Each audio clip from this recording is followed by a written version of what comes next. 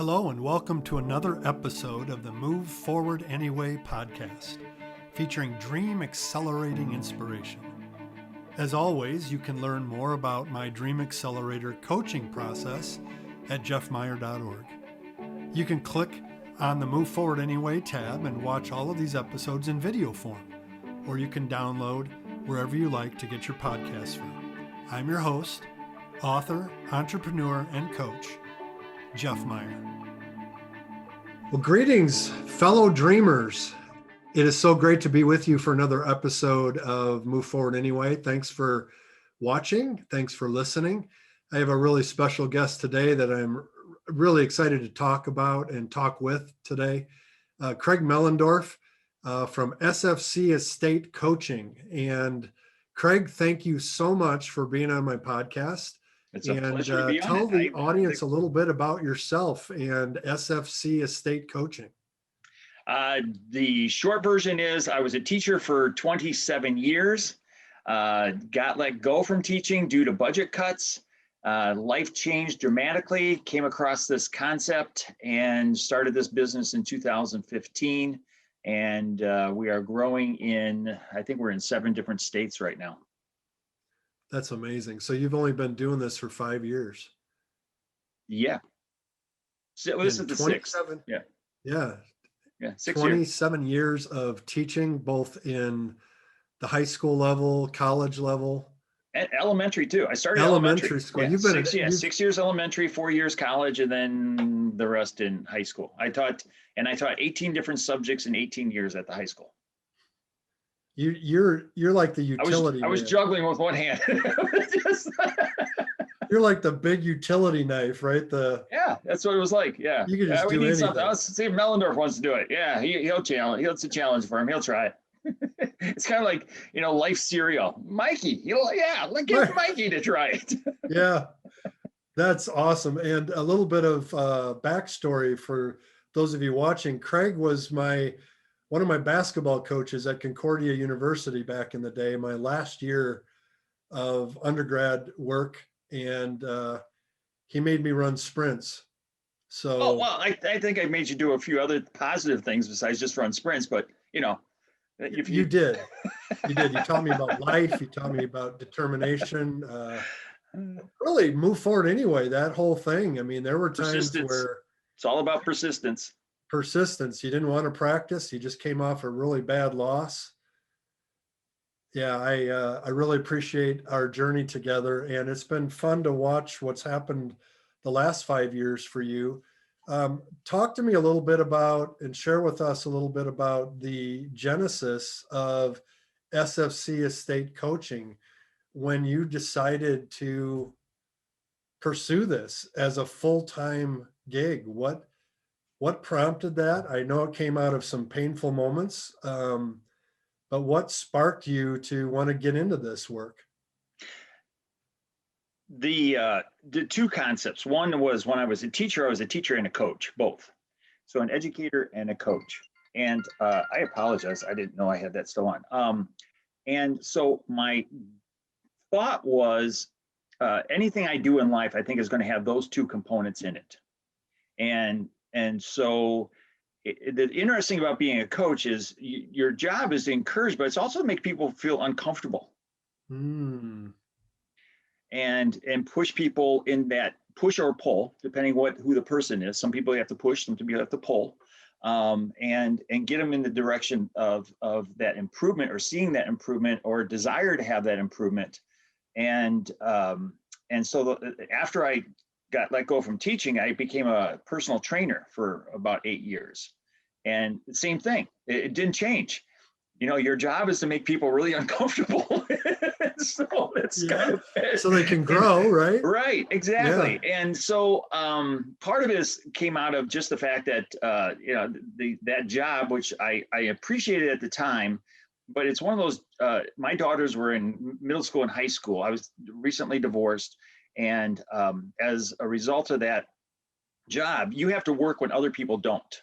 So I was always, I was getting up at 4:30 in the morning, being at the gym by 5, training people till like 8. I didn't see the girls for breakfast. And then on the back end, I had to be back at the gym at 4, 3:30, 4 o'clock, train people till 8 and 9 at night, come home, and, they had already ate supper, whatever, frozen food. Unfortunately, I wasn't as handy in the kitchen as I had because of the pandemic, but, it would have been handy back then. Yeah. So they would have had a little bit better probably eating habits. But anyway, the thing was that you're kind of into that realm. And so I came across this because I needed to make a change, and studied with somebody that did this business for about 2 years. Our last year, we kind of had a difference of opinion of how to run a business. And so I kind of put some things out there of what I needed if we we're going to continue in this partnership, and it didn't work out that way. So I moved forward in 2015. And yeah, it was kind of interesting to step out. You're coming up with a logo, you're coming up with a design, you come up with a name, you come up with all those things. So SFC Estate Coaching, SFC stands for Spouse Family Charity, or if you're single family charity. So it covers everybody. And we help people create estate plans. We help people become attorney ready is our goal. So we take them through the whole process, educate them on all aspects of it. So I'm still educating. Now, to get it done, I'm still coaching. Okay, guys, come on. We've been on this now for 3 months. Let's go. Let's get it finished up. And we like to get everything done in 60 to 90 days. That's the goal. I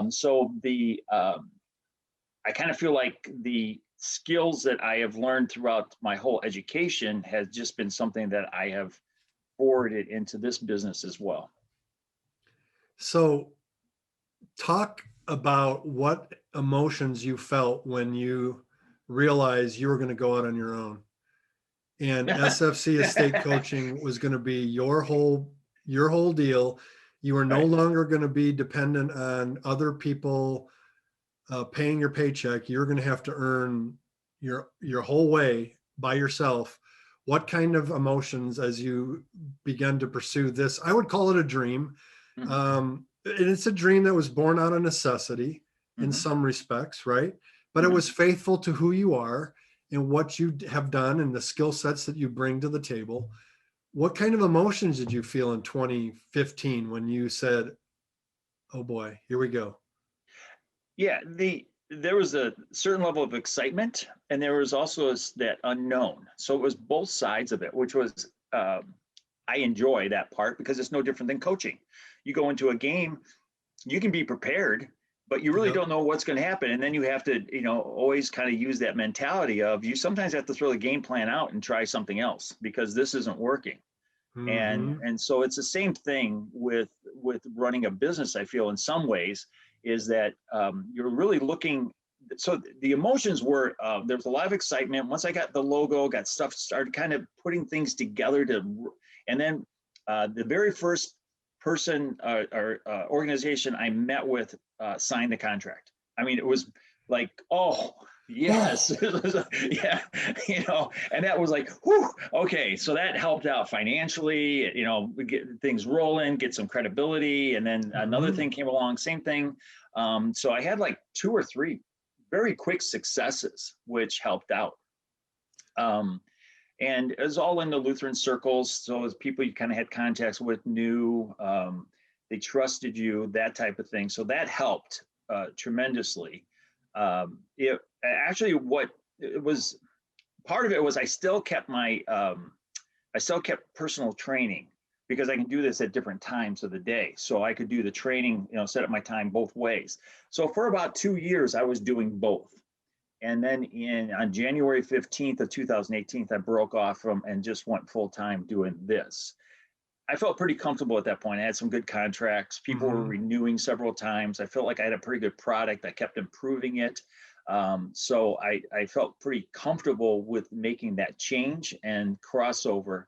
And then it allowed me more time to actually pursue more at the same time as a result. So you were the first 2 years of your venture here, you were side hustling. I was double dipping. Yep. Yeah. Absolutely. Yeah. And I think I talked to a lot of people who started business, and when I hear people saying, I was talking to one of my former students yesterday who started a business and said, It's 3 years old and she still hasn't taken an income from it. And I thought, wow, I have the service. It's a service business that I could take an income immediately, which was really handy, so Yeah, it was beneficial from that way. Yeah. So you work with organizations, Mhm. you work with individuals, and you work with family. Where an individual has a family, obviously there's family dynamics that play into planning an estate. Talk to me about the difference between working with a group or a church or school or organization and working with a household. So how this kind of part of this whole, if you want to say, the mission is to create lasting financial resources for nonprofit organizations by educating their donors on charitable options within their estate plan, basically. Okay, so that's what we do.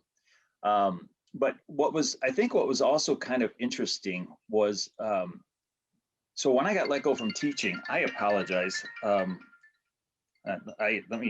can't talk right now. I don't know why this is going. Oh, I know why. I have somebody on my, don't worry about it. It's one of those things where, you have people on favorites but you pause and then, okay. I'm still learning this technology thing. Well, see, there's a challenge, right? Well, especially when you're doing so. I had yesterday, and also my iPad went off. I thought that was turned off. What the heck? So, one of the things that was a passion of mine, became immediately a passion of mine, was the pain that I went through when I got let go from teaching was immense. There were many dark days of laying in bed and talking to God in not all friendly ways. And it was very difficult to kind of deal with. And so what was fascinating about it is, so I taught 18 different subjects. I have to back it up because I think this is all kind of the program. So just to help me out, help you out. So I taught 18 different subjects. 3 years before I got let go, my principal came to me and asked me if I'd take over the business tech ed and let go of the theology, because theology was a core subject that I was teaching. And I said I would do it as long as I'm not the person who gets let go if something happens, budget cut, whatever. And he said, don't worry about it. Won't do that to you, blah, blah, blah. Well, in 2009, when the housing market crashed, we had also just built a new school, and we were $26.5 million in debt. And a new CEO came in. And so the new CEO didn't know any of this stuff. And I knew I was in. And so the first thing he did was let our principal go or early retirement, whatever you want to call it. And then I knew I was in trouble because I was now teaching electives. I was teaching the business tech ed, but I want to bring that up. I learned about business by teaching it. Wow. So I had 3 years interesting of some concepts to what this whole thing was that, so you kind of think about how God can help prepare you for the next step. But I didn't know that this was coming yet. So I had no clue. Of course, it's kind of like if you want to use a Bible passage, a lamp, the word is a lamp unto my feet and a light unto my path. It's just ahead. It's not like you get to see, way up there. You get to see like right here. And so I didn't know what this all meant. And so, but I did do that. And so then I got let go 10 days before school started. And that was the pain. Okay, so what I bring that up for is this. One of the things of starting this business is I have right now 9 contracts with different high schools. And all of them have renewed so far, at least once. So that's what and this is my thing though. And what I tell people, and this is from the gut, is that my motivation is to help organizations create an endowment or foundation so large that they never have to let a called teacher go due to budget cuts. Because I know what that feels like. Yeah. So when you talk about this genesis of this thing, part of it was coming out of all those things. It was interesting. One of my contracts was with Wisconsin Lutheran High School. And the president of the high school, Dr. Ken Fisher, when I presented all my material to him, he looked at me and said, well, thank God you got let go from teaching. And I went, wow. Nobody had ever said that to me. Wow. Or you wouldn't have been able to bless him or the institution, the school. So right now, after 5 years, a little bit more than 5 years, we've been very blessed by, and I say the word blessed because it's there's other levels to this thing that I'm just kind of I don't want to say a pawn in it, but you're just kind of like, you get to be a part of it and watch it. So we've worked with over 750 families. Now, this is what I think is really cool. And these are the tentacles of an estate plan, is that I'm working with these families, and I don't even have all of them done. I mean, we're talking about half to 3/4 are done. So there's still people out there. But at this point in time, there's over 167 different organizations that are going to receive gifts through estate plans to the tune of over $75 million. So the 700 families, it's less than that because they're not all finished. Right. So I don't have documentation of what they all have done yet. There's $75 million going to be distributed to 167 different organizations. 167 different organizations, all kinds of different organizations that do all kinds of different things to make our world a better place. Correct. So you have the main core six, what I call the six, which is animal charities, arts and culture, health, environmental, education, and then religious. And then I have another topic called other. So you help people distribute their wealth. I educate people on what are the possibilities to what they can do. So I just want to give them here's what you can do. Yeah. So it's between you and God. If you believe in God, it's between you and God, or you and your family, or whatever you want to do. It's your plan. It's not my plan. It's not the attorney's plan. I don't want you going to an attorney and going, see, this is what's great about it. Here's a great line. Complexity is the enemy of execution. Complexity is the enemy of execution. And that's what happens with people with estate plans. That's why 65% of people do not have an estate plan, is because they sit there and they go, oh, I don't even know an attorney. That's the first thing. I don't even know an attorney. So where do I even go? And then they go, I should. So my record for the most years of I should was 29 years. I had a family that confessed that this has been on our should list for 29 years. And you made it simple enough for them to be able to get it done. Yeah, we take them all through the process, and we educate around the process too. Yeah. So we're not just saying, we're just trying to collect your data and determine who you want for a executor or a trustee of a will, or your power of attorneys, or your guardian trustee or your kid. All those are critical and important, but we also want to teach around other things. One of the key things I really try to pass on, something my parents did, and that's where I got the idea from, is that what I have found in most couples that I work with is that there's a primary paper person and there's a secondary paper person. Meaning the primary paper person pays the bills, files everything, knows everything is. And the secondary paper person goes, I love you, just keep doing that, please.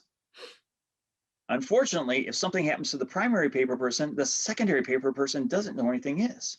Yeah. And that actually came to light 2 years ago. I had a call from an individual who said, you got to contact this woman today. Her husband, 61 years old, dropped dead of a heart attack playing golf yesterday. And she doesn't even know if she can keep the house. And my thought is, wow, that's so wrong on so many levels. I mean, right. For somebody to go, oh yeah, I want someone to take care of me. I get that part. But at the same time, your partnership in this, you need to know what all this is too, because if something happens. So I encourage people to create a playbook, literally a binder of some kind that, you have all the rule of thumb I say is, if you can't find it in 15 minutes, you got to come up with a better system. So it's not in this filing cord, that. I had a family, so, as you hear all kinds of stories, but I had a family, here's a safety deposit key. Okay, great. So what is that? That's my dad's safety deposit key. What bank is it? We don't know. We can't close out the probate until we know what's in that account, what's in that bank. We don't know where the bank is. And Milwaukee is kind of on the large side. So it's not like we're talking about, even Sheboygan, or any small city. We're talking about a major metropolitan area where there could be you can maybe cut it down a little bit, but who knows where he went to. So that's that legwork is time consuming. I love how you've already touched on this. A dream can be launched through pain. This is your case, right? With being let go. You would have never considered doing this if you hadn't have been let go. I don't know. I don't think No, so. probably not. And the other thing is how important it is to take the complex and make it simple. And I'm sure that that is also true with how you have built the business. So what were some complexities in building your business over the last 5 years that you had to simplify? What are some of the processes that were complex that you had to simplify so that it could be more streamlined and so that you can get things done in 60 to 90 days, an Sure. estate So plan yeah, for a yep, family? absolutely. So it's evolved so much from where it was in Yeah, 2015 to what it is today. I mean, it's not even close what the differences are. yeah, So back then, well, one of the things was I thought I needed to have an app, something where I can gather all the information in a confined place so that I could use that information to create whatever data sheets you want to create. And so uh, I started investigating how much it costs to have someone create an app for you. yeah, And then you go, really? It's like, so I started out at $75,000 for an app. Now I don't have anything. I have no reserve, nothing to start this business. I mean, I have a little bit, but I mean, I'm just starting a business. And yeah. so there's not like I have a sugar daddy someplace where I can, Mhm. grab some funds and who's invested in me and something like that. I don't have anything. So that was shocking. And then you go into investigative mode is what I call it. You got to go find something that can work for you. So Mhm. one of the things I keep coming back to is, did you see the movie Martian with Yeah, okay, the very end of the movie when he's sitting in the classroom and he says, what life really is you solve this problem and then you go, and then you know what? Then you can have another problem. Now you go solve that problem because that's what life is. It's really more about problems. It's about how many you can solve. It's not about that you get rid of problems because there's always going to be problems. Don't worry about that. There's not going to be a problem. There's always going to be a problem. You just have to figure out how you can create something around it or minimize it or reduce it or eliminate it. And then there's going to be another one that comes and maybe as a result of you doing that. yeah, So anyway, it forced me to really look, and I came across a business that was just starting and they were doing apps. And so you create your own app. And so, it's one of those things that, it's always a little bit of lag time to learn how to do all this stuff because you have to learn it yourself. It's your own business. So you're you're it's learning kind of, everything, oh right? yeah. So my app is on its 72nd edition. 72 times I've made improvements to that thing over the course of 6 years. And there's some of them were small and some of them are major, but some of them, it's to the point now, I really like the app. I think it's a very easy tool to use. We're using, we have other estate coaches that are using it. And it seems to be something that's very positive. People like the sheets. The attorneys really like the sheets too at the same time. So that's what's really pretty cool about it. So that was the first thing, was getting the app. And then I noticed when I was sitting down at meetings, in my initial meeting with people, now this is when so I get the contract with the organization, and then we set up times to meet at the organization with their families, and there's Yeah, a sign-up sheet. So that's evolved in the sense of, first it was just being there at certain days, and they would set up people for me, to the point that I then found a VisiBook calendar that I could do this online, and I would give every organization their own, so it was free, and then give them certain days and dates on it. Then I'm now balancing 6, 7, 8 calendars and trying to figure out who's okay. I gave them these 2 days and all that. Then I went to a CRM, which now does all of that, which makes life tremendously easier all of a sudden. That's really positive. So it's always been something where you kind of find. So anyway, so when I first met with people, I noticed that they were like writing stuff down on regular, paper, and I would give them some things that they'd have to do or whatever. I didn't give them the data sheets or anything like that. I just tell them what they needed to get me back. And then they'd write me down, what do we need again? And I would be yeah, like spending all my time answering emails of, what do you need again? What, yeah. really, seriously? We just had this conversation like 3 days ago. Did you write nothing down? And then, well, I can't find it. So then I thought, okay, I'll get folders. So I did. I just, whoops, sorry. I slipped. I did this. So I got folders like this, so Yeah. this became the welcome packet. So I thought, okay, we will give you this so you can put everything in. And so hopefully it's on the corner of your table. You see it. It's something you can visually see. Okay. Yeah. And then it became a whole welcome packet where I now start off things with in the, in the beginning of it, et cetera. So we explain different aspects of, like I said, the whole thing of that playbook, what causes fights and inheritance. We want to talk about those things. We want to, so let's just real quick. So what I encourage people is to get a sheet of paper and just write down if they have specific items to give to specific family members, that they actually write that down. So if it's their son Bill and it is a baseball card collection, great, write that down. And then write down, here's the key thing though, is write down, why is he getting that? It's the why that people don't know, and that's where they get frustrated, and that's where they get upset with other people. So in other words, the only thing we really see that causes fights in inheritance is when two people are expecting the same thing and one gets it and one doesn't. And the person who doesn't get it doesn't know why they didn't get it, and they don't know why the person who got it. And then they're going to make up really bad reasons why they got it. And yeah, they'll come up with something, right? Oh yeah, and they're brothers and brothers, sisters and sisters, brothers and sisters, and then they start fighting over things. So I had a guy with a gun collection up north, said he hasn't talked to his brother in 12 years because dad gave him the gun collection and never told anyone, and blah, it was just blew up into something it didn't have to be. And literally they have not talked in 12 years. So you are solving with your work, you're solving so many problems for people. Dreams are largely launched to solve. Somebody sees a hole, somebody sees something that's not working right, and you build something, create something that solves that problem. And it's not just that the problem is that people don't have an estate, although that's a huge one, right? But there are other problems that you're trying to solve. They don't have an estate plan. They don't have an estate plan. Right. You're also trying to solve a problem that people don't know, that they have resources that they are going to be giving at the end of their life. They don't know what they can do. You educate them on that. You also solve the problem of family dynamics and relationships after the death of someone that you just described. What are some other problems that your work solves for people?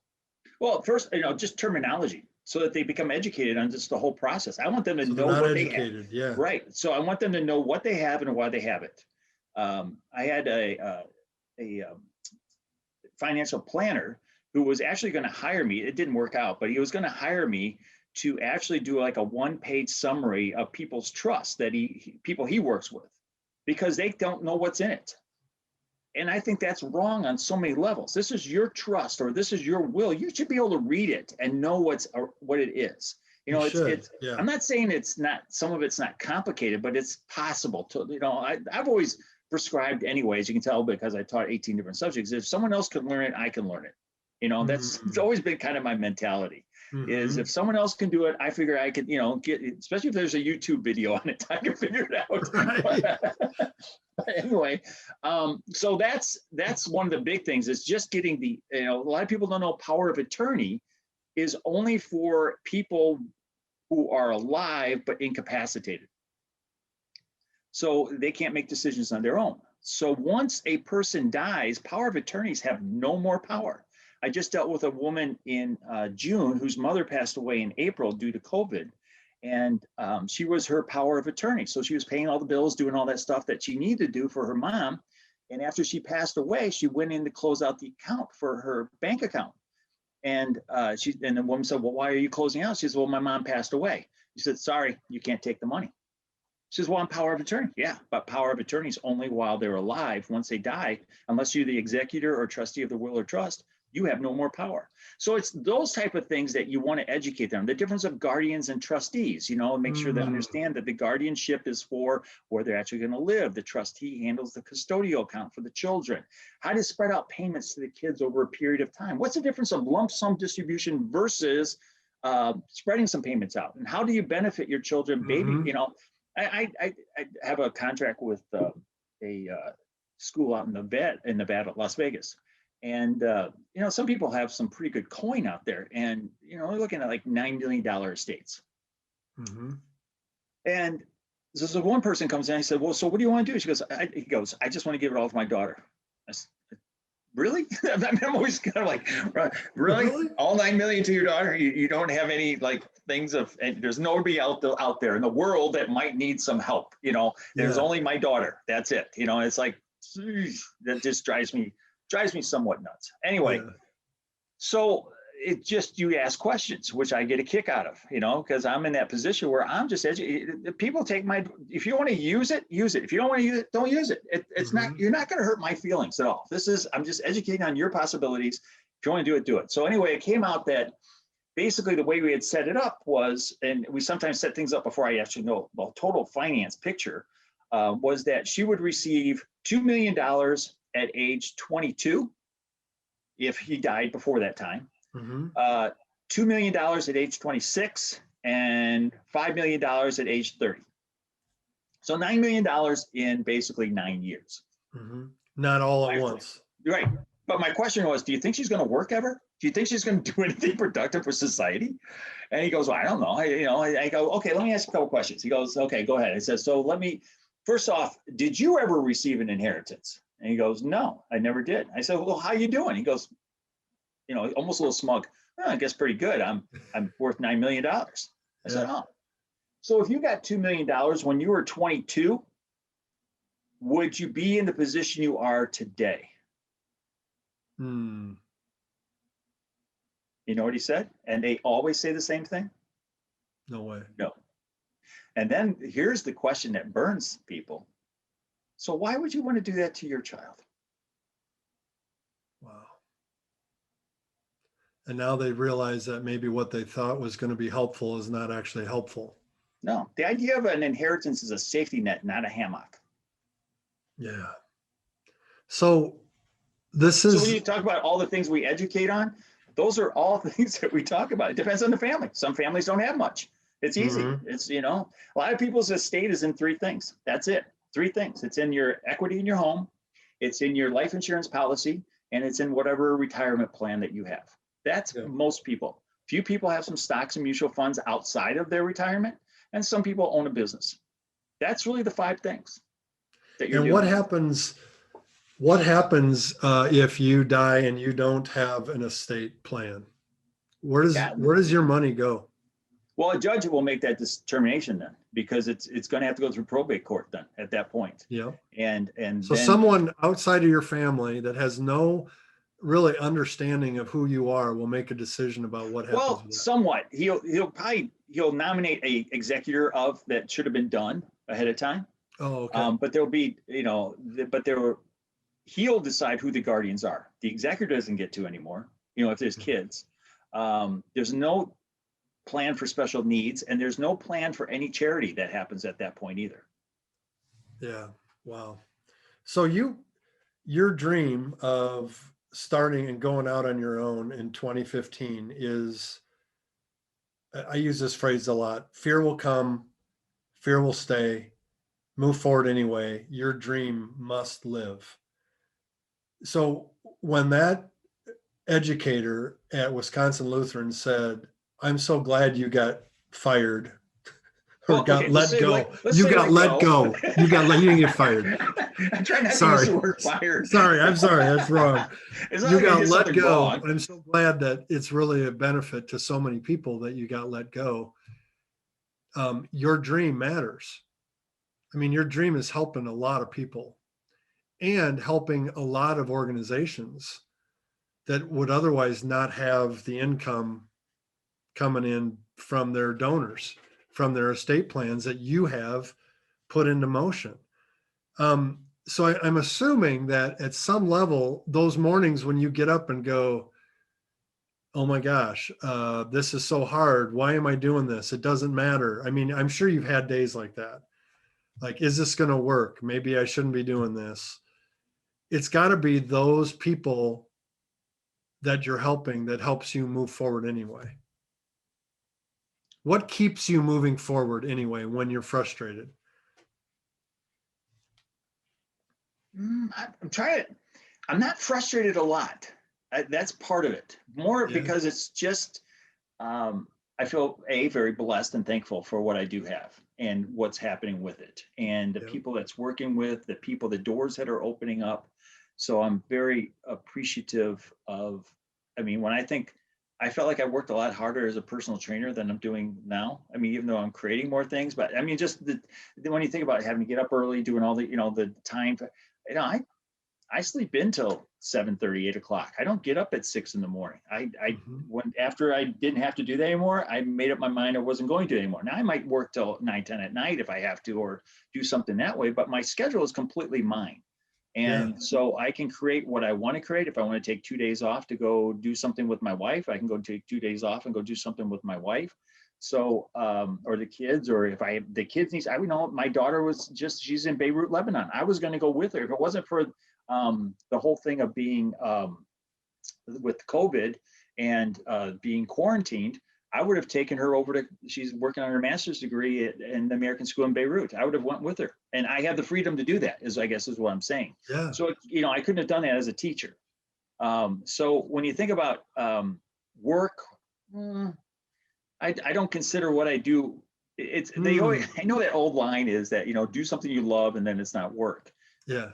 I really enjoy what I do. I don't like all the paperwork. I don't know anybody that loves that part of it. And if I can find somebody eventually down the road that can take that part off me, I would be really happy with that. And that might happen.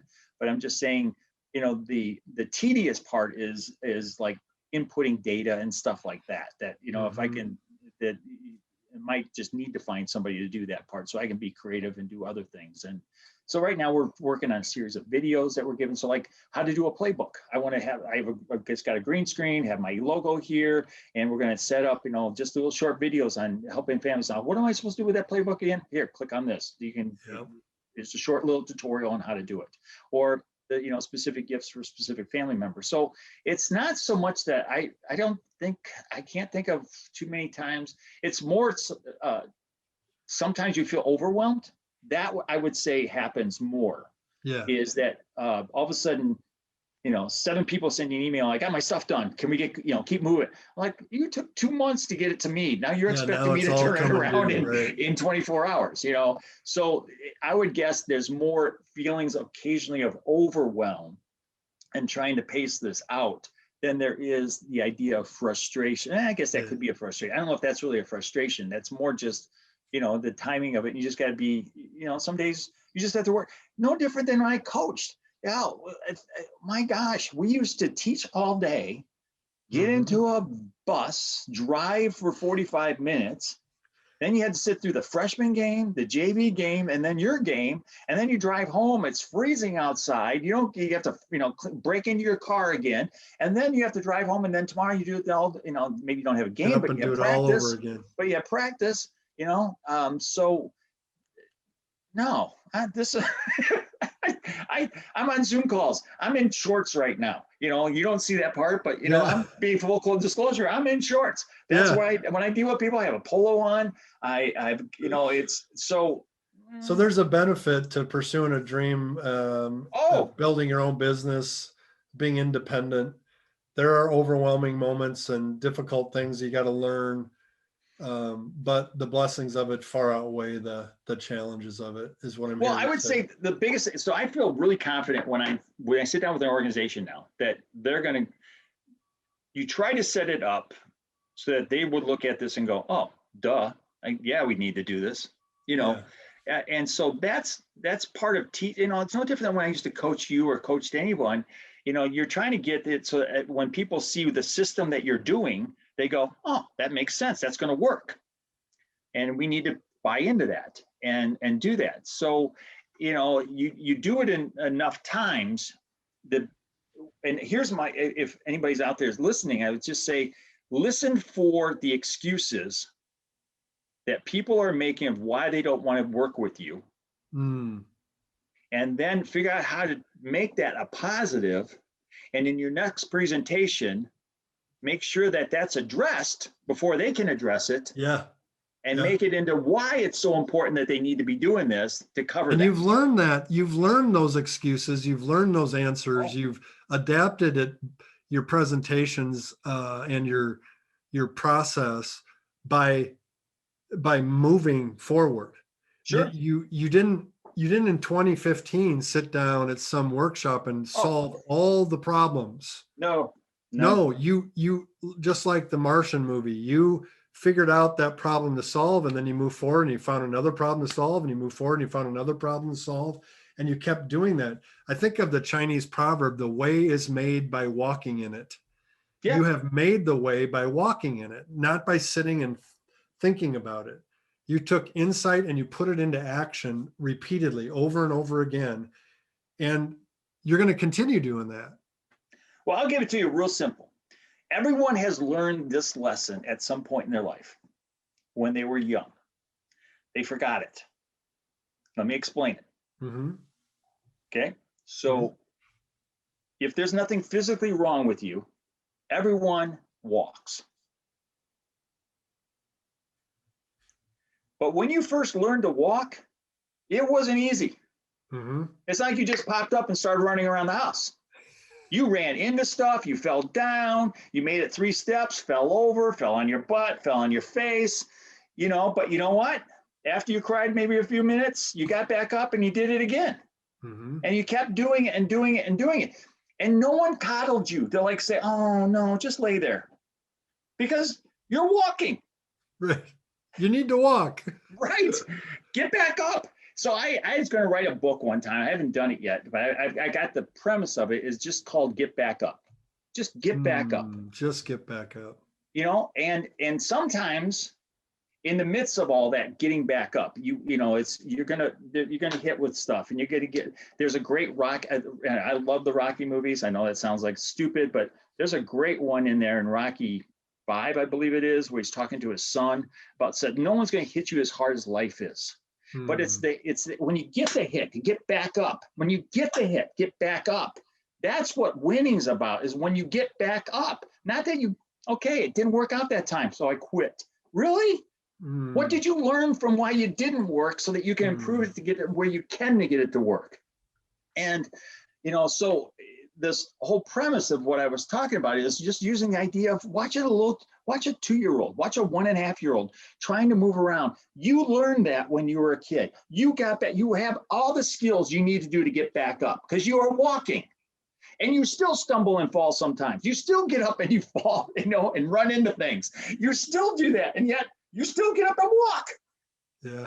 Why do you keep doing that if you keep falling? Why would you do that to yourself?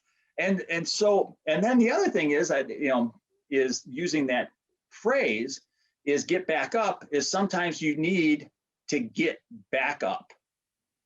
Meaning a police officer goes upon a scene and he sees something happening, he needs backup. So sometimes when you're you're struggling, okay? Make sure you have a good couple close friends that you can call on so you can get back up to get back up. That's right. Invested partners that really believe in you, that will hold you accountable, will keep you moving. Right. That's awesome. Hey, Craig, thank you so much for being a friend, coach in my life. And thank you for this conversation today. We hope it really blesses some people to get back up, keep moving forward with their dream and what they want to do to make the world a better just to place. throw out, I'm 61 years old. So I started this when I was 55. See, that's another huge lesson. Sometimes I think, oh, I'm too old to be doing this or trying this new thing. I'm 54, and you started this at 55. Your life isn't over at 55. Here's the number one thing I would tell. In some respects, your life began at 55, putting all the experiences into practice for what you're supposed to be doing right now. And that's a beautiful thing. Thank you. Here's one thing that it just drives me nuts. I hate hearing this. Well, it sucks getting old. Really? It's not my perspective. Yeah. I don't really have that many more aches and pains than I did when I was I was in a car accident, so I have a bad back. Yeah. Do I wake up sometimes with a bad back? It's not because I'm now 61 that I have the bad back. It was happening when I was 23. Yeah. So, yes, do I not have that quick first step anymore when I play basketball? Okay, fine. I can live with that. But I'm just saying, I don't think that age is the criteria of whether you should do something or not. So there may be somebody listening right now that their work life is done, or it's reached a conclusion, and they're starting to think about retirement, but they have an idea, they have a dream, and maybe the second voice in their head is telling them, it's too old to start that. What you're saying is no. The only way you're not going to achieve it is for whatever excuse in your head that you're making up why you can't do it. Because I could name 5 people that did it regardless. Yeah, that's right. Well, that's a really good word. Hi, hey, how can people get a hold of you? I'm sure there's people listening. They're like, I got to get my estate plan done. Well, I would encourage you to go talk to Craig, because my wife and I did, and our congregation has hired Craig to help a whole bunch of people be able to have an estate plan. And he really listens, and he's not selling you a product. He's not trying to, funnel your money here or there. He really wants to help you decide what you want to do. And what Amy and I discovered is there's a lot more we can do than we thought we could do. So if you want to reach Craig, how can they get a hold of you? Probably email is the easiest way to do it. And that's C Mellendorf. That's, you can see, can you see Craig Mellendorf on my screen? Yep. So C Mellendorf. Mellendorf. Correct. At SFC, so spouse family charity or single family charity, estate coaching, one word, all one word, .com. That's awesome. Probably the easiest way to get hold of me. And that's also his website is SFC Estate Coaching.com. Those numbers that I mentioned, I have to update. Those are the new ones. I just haven't sent to the person who does the webpage to get those updated, but those are the numbers. Yeah. Well, great. I would encourage you to check out Craig and to let him help you get your estate plan in order. And don't wait. Or if you know an organization, the younger you start, the better, because you don't know what tomorrow's bringing. Right. Or if you know an organization that could benefit from this, a church, a school, health organization, a whatever, it doesn't make any difference. We can work with any nonprofit. Absolutely. Maybe you're in the financial planning world as well. And you want to include Craig as a partner in your work of financial planning. Absolutely. Reach out to him. He's well worth the time investment. It's been a blessing to our family. And I'm thankful too, that in 2015, you decided to pursue this, brother. So congratulations. And here's to your ongoing success and effectiveness, because I know your dream must live. It's going to help a lot of people. Jeff, I appreciate the time. I appreciate our friendship. I appreciate us working together. I appreciate your tutelage on certain aspects of the business, and I appreciate that tremendously. So I would encourage people to also to get a hold of Jeff and help him. He didn't write the book for no reason. The book is there to help people with their dreams. Yeah. So the book's a great tool, but honestly, working with Jeff is a much better tool. Awesome. Thank you, brother. Thanks for the time, brother. And you have a great day. You too. Hey, fellow dreamer. I hope you enjoyed today's episode.